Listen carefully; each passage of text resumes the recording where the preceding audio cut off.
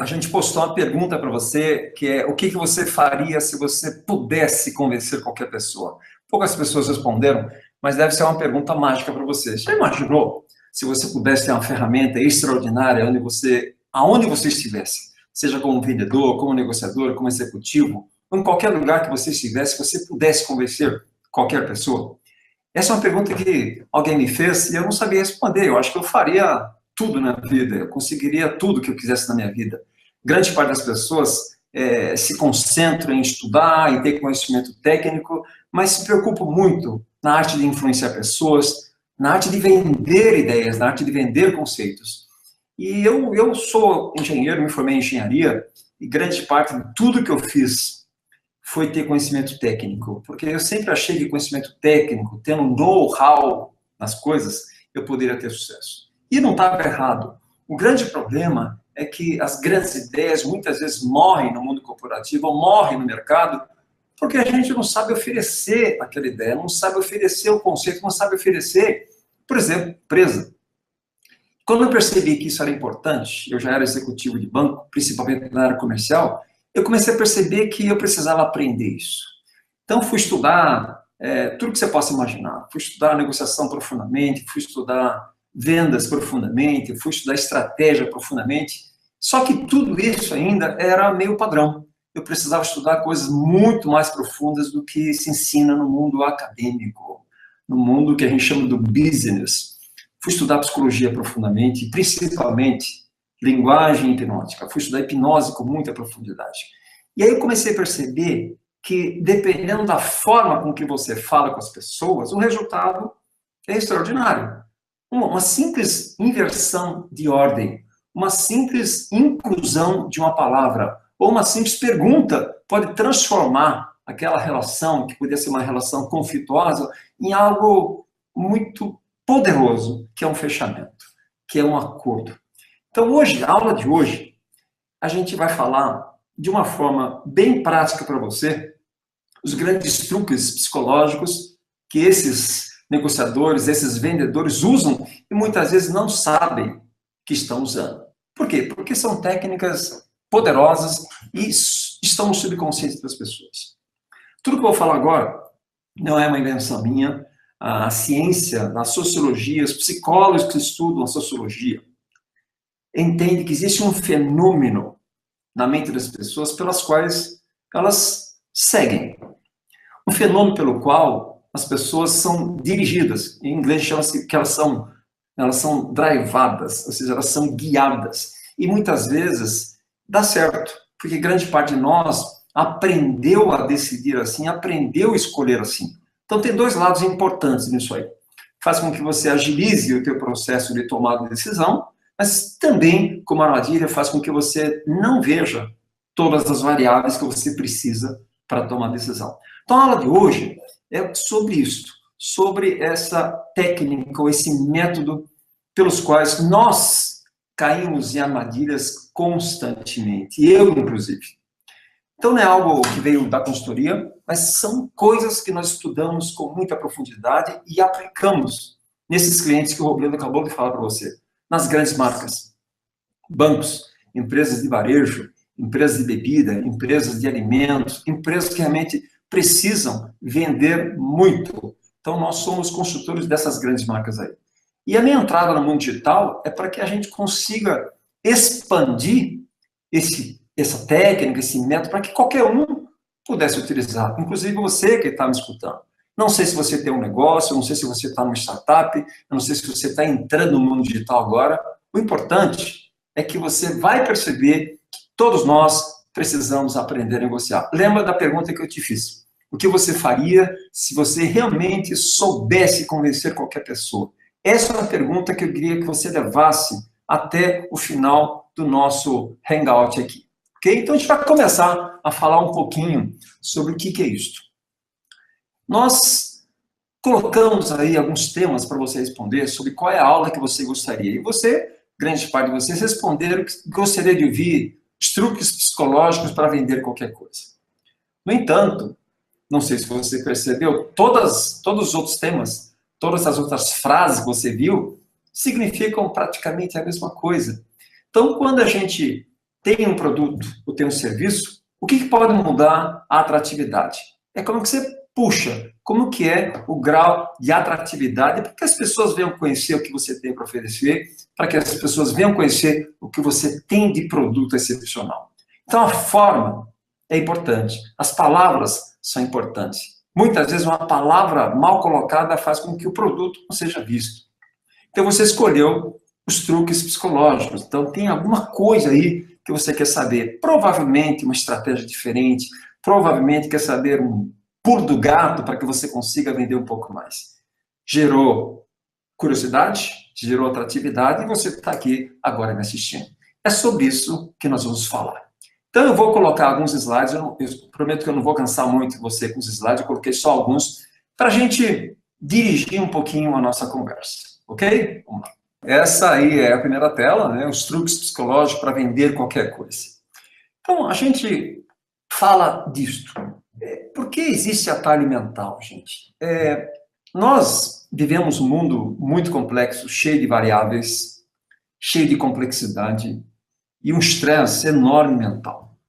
Então, para que a gente consiga ter sucesso na vida, para que a gente consiga escolher com mais rapidez, nós escolhemos alguns atalhos, que a gente dá o nome de heurística. O atalho não tem nada de certo, também nem nada de errado. O que nós fizemos durante a nossa vida é que, ao escolher dessa forma, nós temos mais sucesso do que fracasso. O que tem de erro nisso? A gente pode enxergar o todo. É sobre isso que a gente vai falar. Como disparar este gatilho? Como despertar esse programa mental que vai fazer com que você decida a favor de uma proposta que eu faço para você? Para isso, a gente precisa falar um pouquinho de cultura para você. Então, quando a gente vê algum professor, alguém falando sobre alguns modelos que existem no mundo, a gente precisa saber se aquilo serve para nós, ou seja, se as técnicas, os métodos, as metodologias de marketing servem para a cultura Brasil. Então, falar um pouquinho, bem rápido, sobre Hofstede, que apresenta 6 indicadores para a gente conhecer o que é uma cultura. Então, de uma forma bem rápida para você, tá? Então, aqui Hofstede apresenta, na cultura Brasil, ou na cultura de um país, como que é a distância do poder.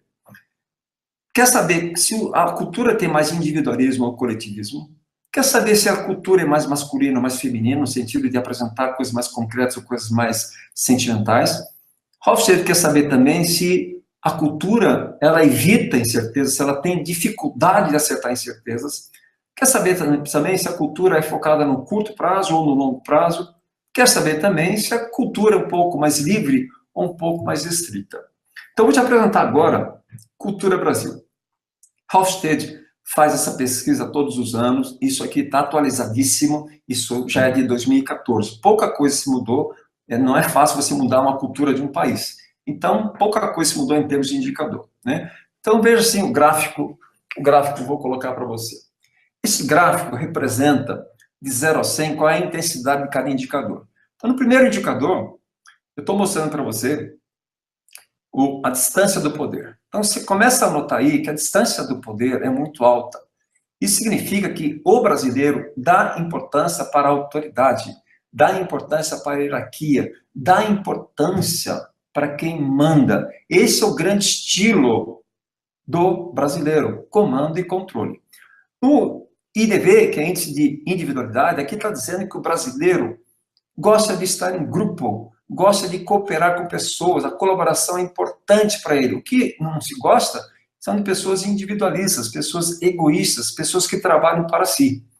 O índice de masculinidade está apresentando o seguinte, que o brasileiro gosta tanto de coisa concreta quanto de coisas emocionais. Então, não somos completamente emocionais. Existe aí um grau de concretismo que a gente precisa, um grau de tangibilização que a gente precisa. No quarto indicador, que eu queria que você notasse bem aqui, por isso tem algo a ver com atalho mental, estou dizendo que, o Hofstede está dizendo que a cultura Brasil quer anular a incerteza. Ela não gosta de incerteza, não gosta de crise, não gosta de risco. Então, nós temos uma aversão a risco muito alta, quase 80%.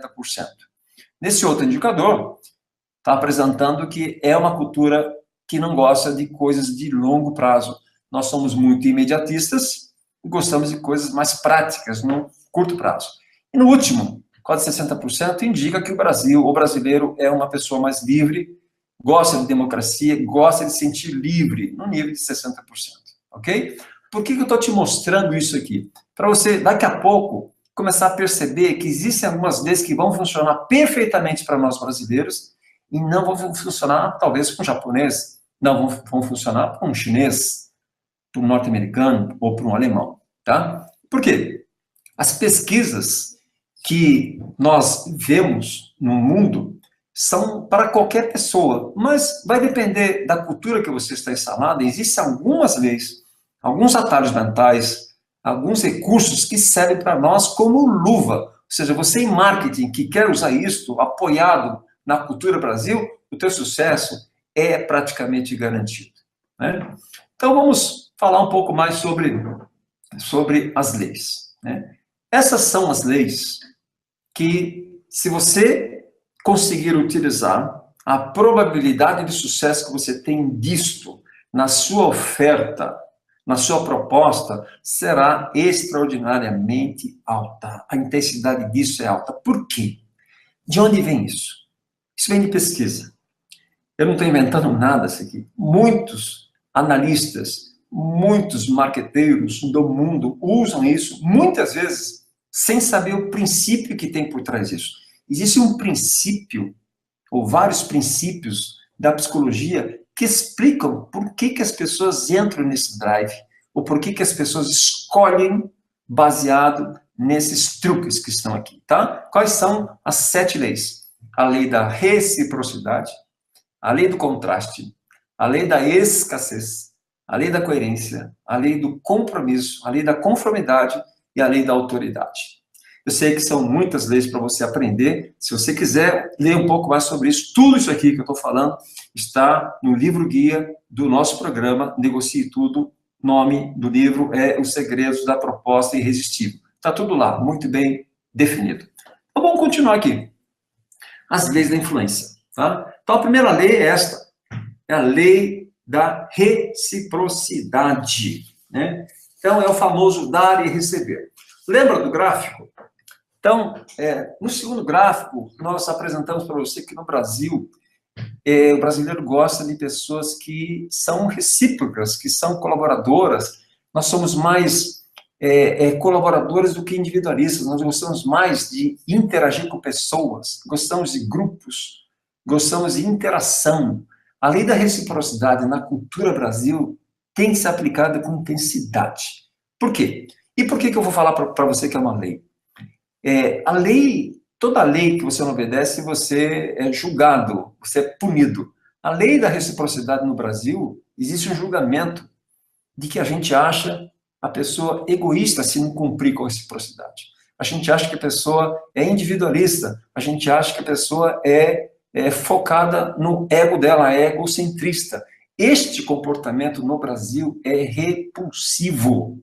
Nós não gostamos de pessoas assim. Então, para não ser assim, o que você faz? Você contribui. Então, esse é o clique e o zoom que você dá quando você está aplicando a lei da reciprocidade. Então, falar um pouco mais sobre ele, né? Eu queria me atentar muito nessa lei, porque é uma lei que sabem, mas não sabem direito como que ela pode ser aplicada. Então, a frase aí, é dando que se recebe. Mas na lei, em termos de venda e marketing, é aquela famosa amostra grátis. Mas para que você aplique isto direito, não adianta você dar. Você precisa gerar uma pendência emocional nas pessoas. Então, a lei da reciprocidade só vai realmente existir se você criar um saldo devedor emocional nas pessoas, no teu cliente. Então, não adianta só dar a amostra grátis e deixar isso livre. A pessoa tem que sentir uma obrigação de devolver. Tanto é que no Brasil nós usamos a palavra obrigado e usamos muito pouco a palavra muito grato. O obrigado significa uma obrigação.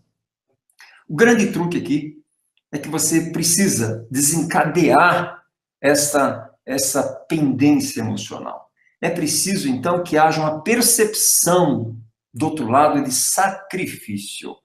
Então, tudo aquilo que é dado sem sacrifício não gera pendência emocional. Então, faça a pergunta para você agora. Quando você está entregando uma amostra grátis, quando você está fazendo sei lá, um test drive com alguma coisa, seja o teu carro, o teu helicóptero, o teu produto, se você fizer isto como algo disponível, você não gera essa pendência emocional. Tudo que gera reciprocidade tem que ter sacrifício, alguma coisa pelo qual você não pode, mas para ele você entrega. Esse é o grande truque do processo da reciprocidade. Então aqui existe um truquezinho sobre recusa e retrocesso.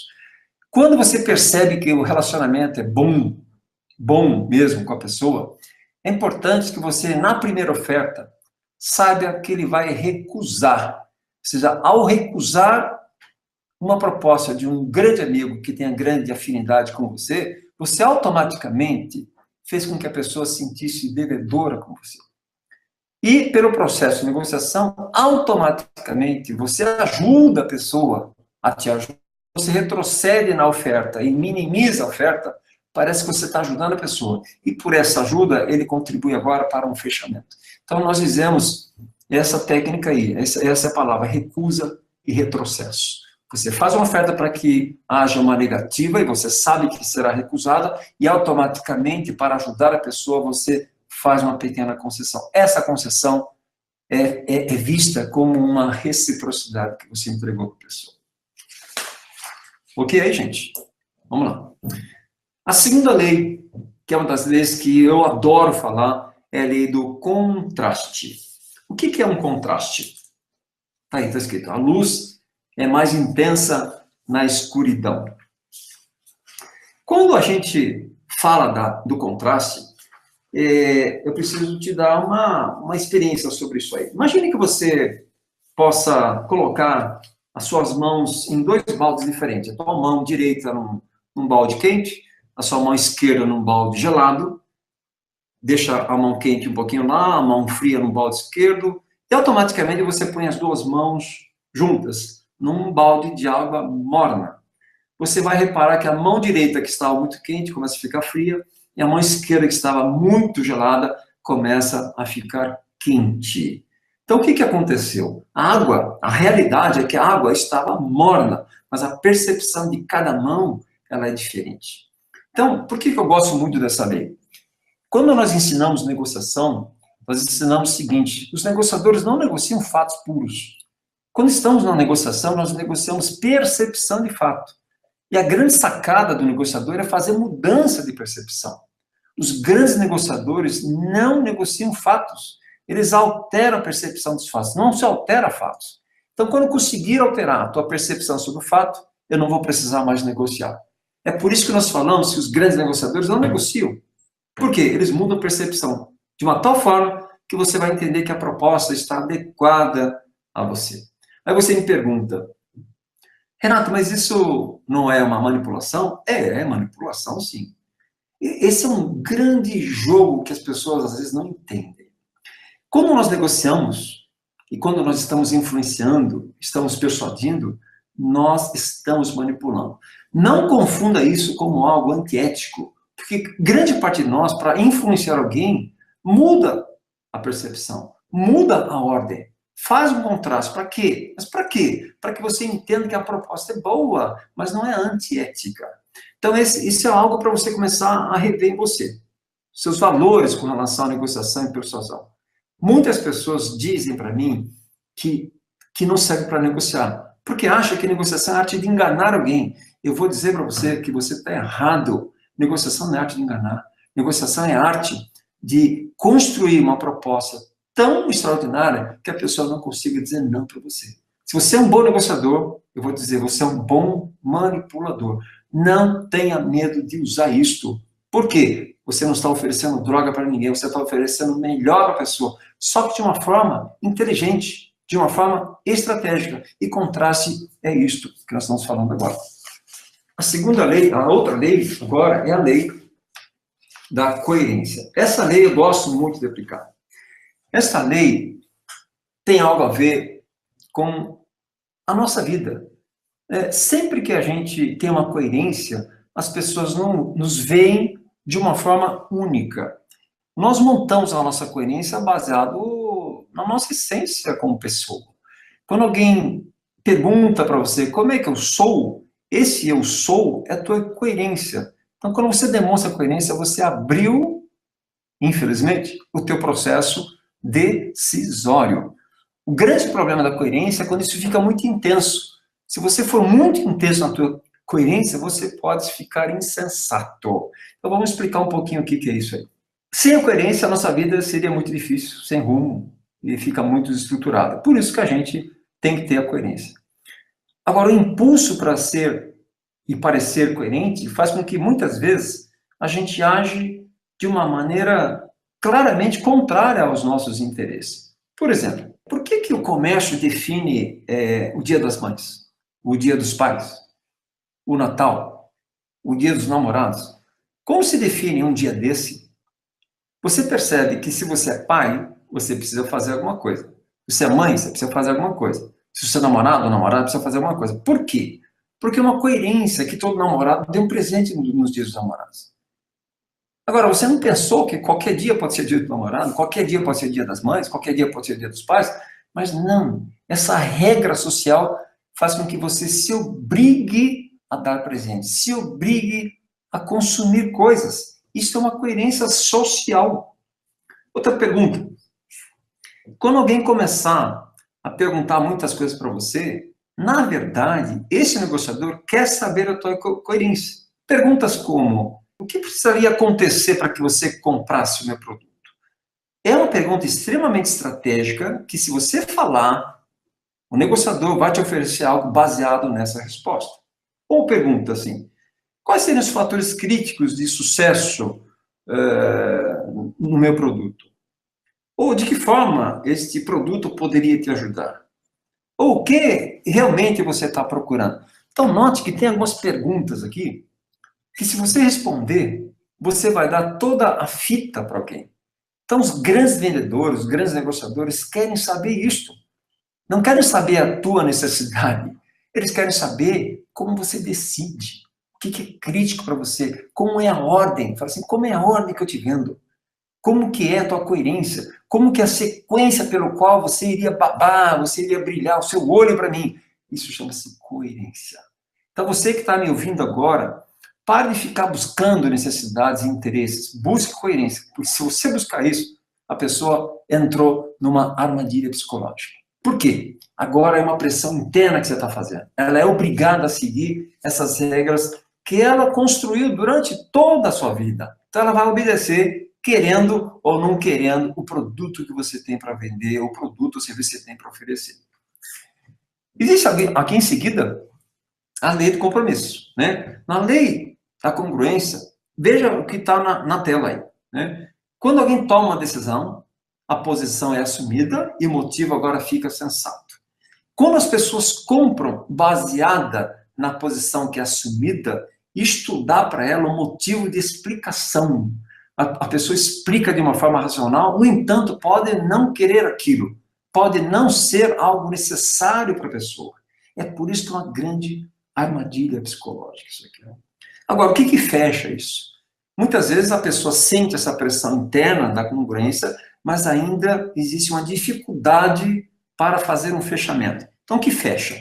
É a lei do compromisso. O que é a lei do compromisso? Um pouquinho diferente da lei da coerência, que a lei da coerência é algo interno, alguma coisa que você estruturou dentro de você. A lei do compromisso é um compromisso externo. Por isso você está vendo um casamento aí. Né? O compromisso faz com que declare aquilo para alguém, ou escrevendo, ou falando, expressando verbalmente. Tá? O propósito do compromisso é fazer com que você não consiga recuar. É fazer com que você não consiga dizer, não me interessa mais. Então, como é que a gente lida com isso? Como é que a gente faz isso? Né? Lembra do Jacquet? Não sei quantas reformas você já fez, mas o Jacquet é muito parecido com o compromisso. Então, você começa com uma pequena reforma, pintando uma parede, aí você nota que aquilo custou pouco, então não custa nada pintar outra parede, de repente você troca a porta, não custa nada, aqueles R$100 que você tinha como intenção de gastar, você automaticamente gastou os 3 mil, 5 mil reais, sem você perceber, porque você ficou comprometida com um ambiente melhor, porque o ambiente se modificou, não era mais pela parede. Em venda a gente chama isso de o famoso pé na porta, quer dizer, abriu a porta, encostou o pé lá, agora realmente não tem mais como sair. O truque do compromisso é fazer com que a declaração da pessoa afete a autoimagem. Então, compromisso assumido, compromisso executado. Promessa feita, promessa cumprida.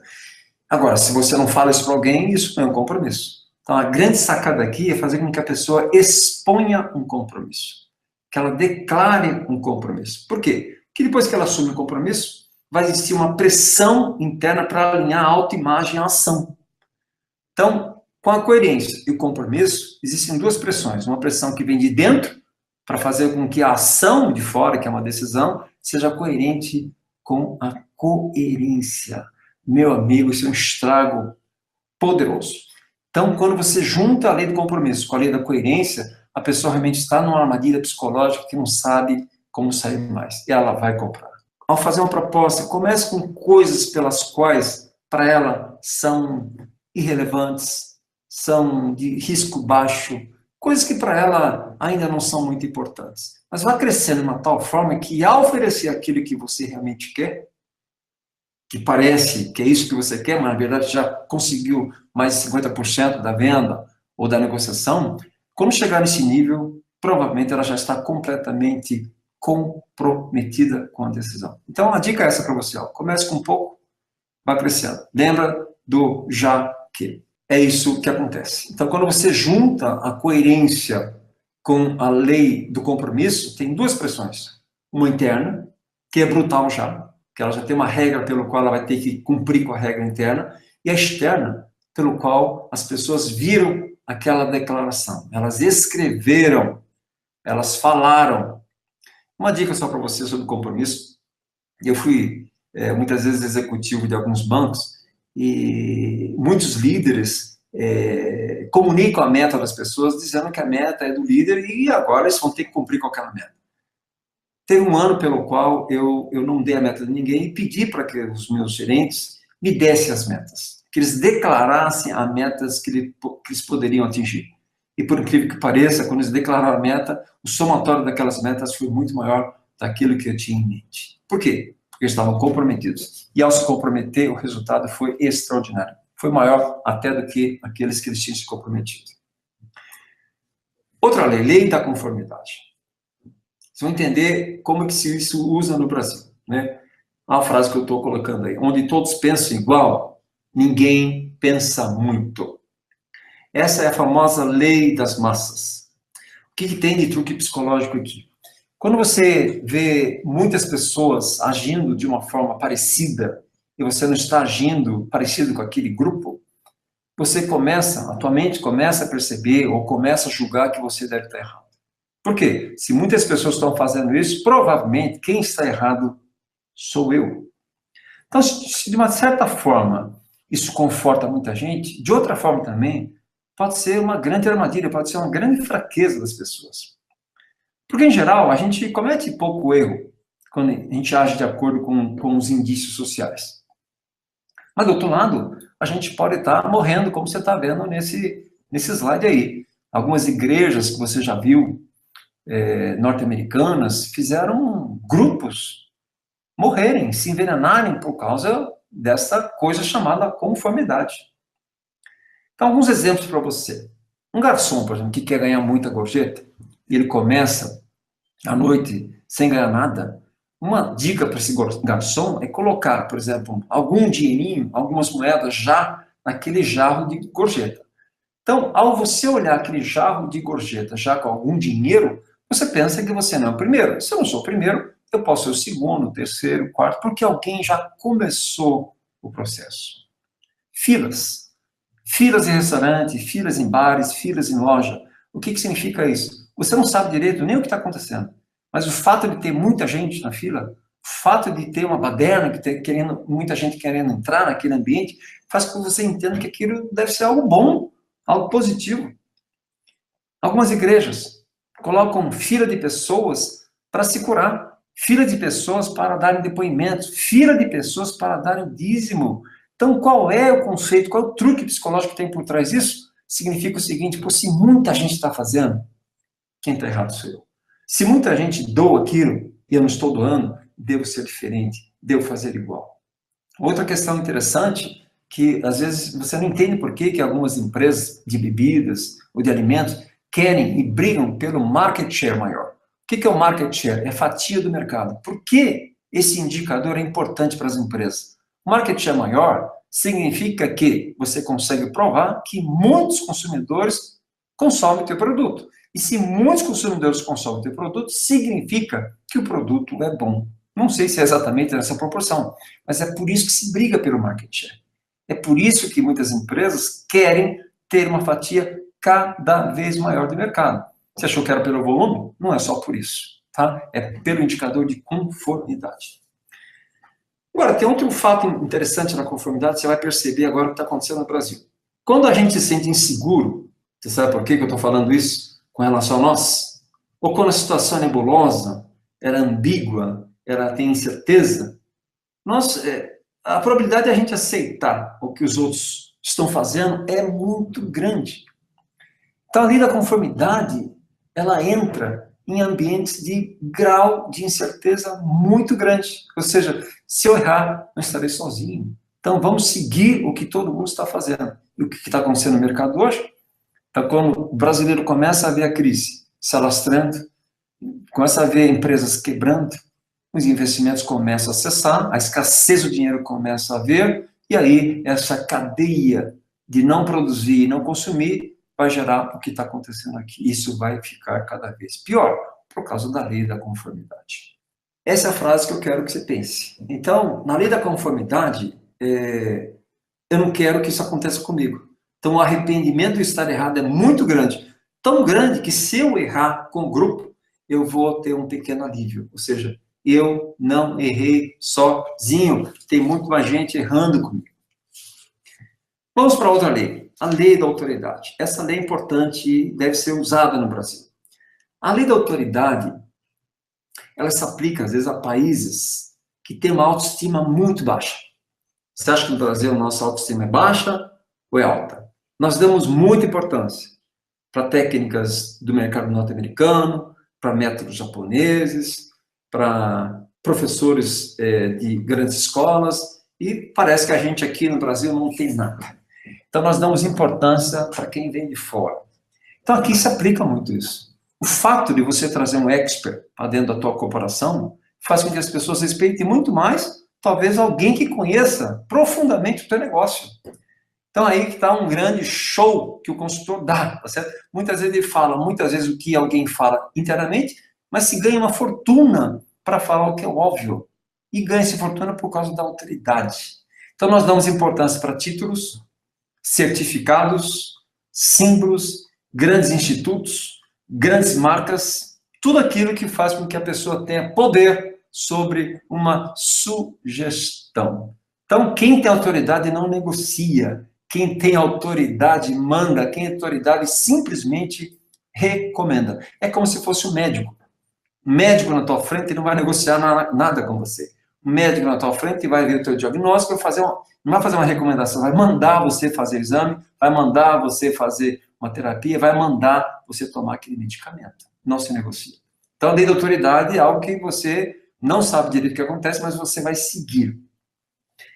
Podemos usar a lei da autoridade, e você vê isso nos grandes golpistas, vestindo roupas que, ao olhar para a roupa, um terno bem alinhado, um penteado discreto, uma mala bem vista, uma forma de falar que dá seriedade, você olha para a pessoa e parece que é confiável essa pessoa. Os grandes golpistas usam esse estereótipo da autoridade.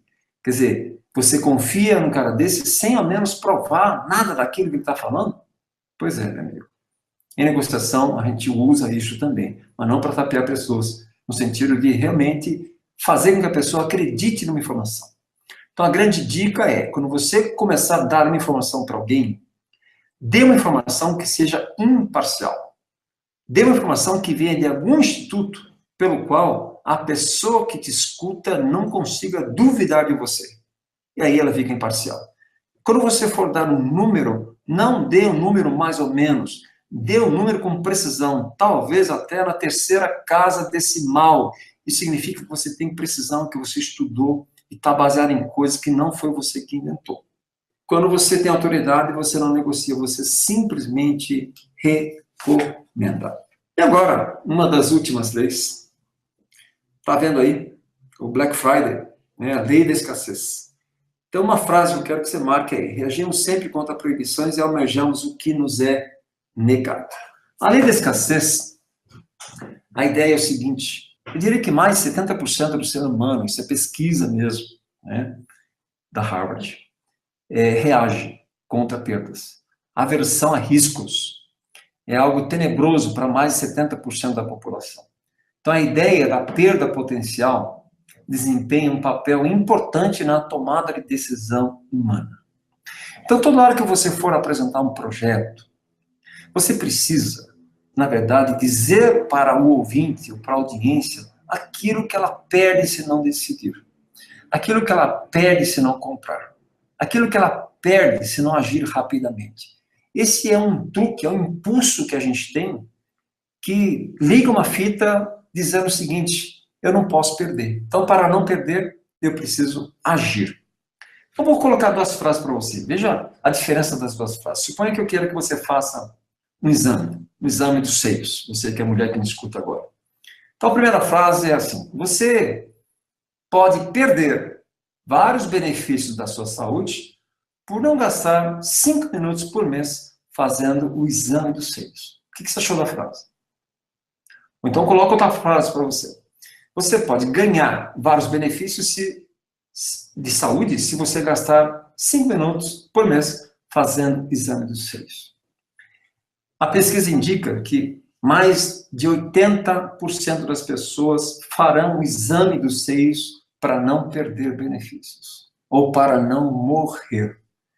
Então, o morrer e viver são duas faces chamadas exame. Você quer morrer ou quer viver? Ah, para não morrer eu faço, ou que para viver mais eu faço? Você vai perceber que o morrer tem um impacto muito maior do que viver.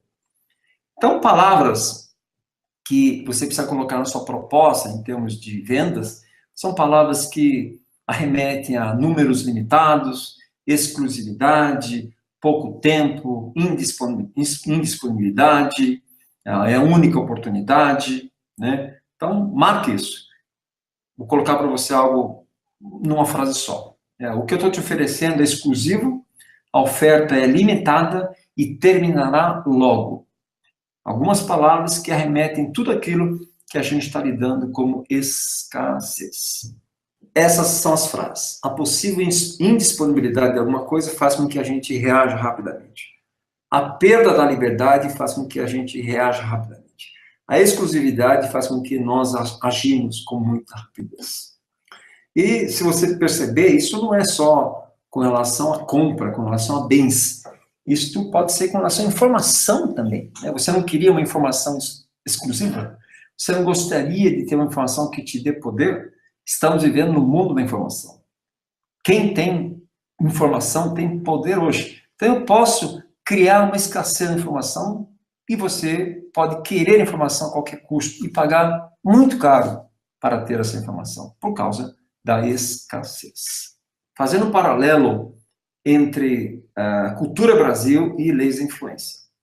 Então, por que a lei da reciprocidade tem uma intensidade alta no Brasil? Né? Principalmente por causa do índice aqui, por causa do índice de coletividade. Então, a gente tem muito mais coletivo do que individualista. Nós repulsamos pessoas que não dão recíproca. Nós precisamos ajudar quem nos ajuda. Então, por isso que a reciprocidade para aqui, para nós, é de uma intensidade muito alta. O contraste, eu diria para você que isso aplica a muitas pessoas. No Brasil, o contraste, eu diria para você que não é tão alto, mas é uma média extremamente alta. Né? Se a gente conseguir contrastar o foco do curto prazo, tá certo? Eu posso fazer com que o contraste gere uma ação no curto prazo para você decidir agora. Então, eu dei uma nota intermediária aqui. A coerência e compromisso deu uma nota média. Porque o comportamento brasileiro, muitos negociadores que estão no Brasil, eles dizem que isso é fraco. Ou seja, quando o brasileiro se comprometer com alguma coisa, não acredite. Você pode estar me ouvindo isso, não acredita no que eu estou falando, mas é verdade. Então, muitas vezes, nós temos uma coerência e não nos comprometemos com a coerência. Muitas vezes nos comprometemos, mas não temos coerência. Então, essas duas vezes aqui, eu coloquei no nível médio. Mas se você aplicar bem, ela vai ter eficácia. Eu digo isso por causa da cultura Brasil que você está lendo aqui. Ó. Essa é a cultura Brasil. Tá? Conformidade alta. Por que eu estou dizendo que é alta? Une esses dois indicadores aqui. Ó, né? Lembra que eu falei para você que a conformidade, muitas vezes, ela é colocada em ambientes de alto risco. Quando o uncertainty avoidance é muito alto, o insight aqui é que essa cultura precisa anular a incerteza. Precisa ter segurança nisso. Então, a gente segue alguns padrões sociais e não segue aquilo que a gente quer. Então, a gente vai seguir o que é conforme o grupo. Então, se grande parte do grupo faz, eu vou seguir, porque o grupo deve estar certo e eu devo estar errado. Até por isso que eu vou seguir, por causa do Y muito alto. Autoridade alta. Ou seja, a gente dá muita importância para expert, muita importância para institutos, muita importância para certificações, principalmente internacionais. Por quê? PDI. PDI a 70% nos dá uma informação dizendo o seguinte, quanto mais alto for isso, mais eu obedeço. Quanto mais alto o poder, mais eu obedeço. E aqui o indicador é muito alto. Então, essa estratégia aqui é para ser usada com intensidade. Escassez média para baixa. Média alta, vamos dizer assim, tá? Então, pessoas que movimentam a decisão no curto prazo, quanto mais escasso, quanto mais indisponível for alguma coisa, mais vontade tem de tomar decisões. Povo muito livre, tá certo? Um povo livre não quer rigidez, não gosta de regulamentos, não gosta de regras. Então, as pessoas vão fugir de regras, por causa da liberdade que existe aqui, em função da escassez.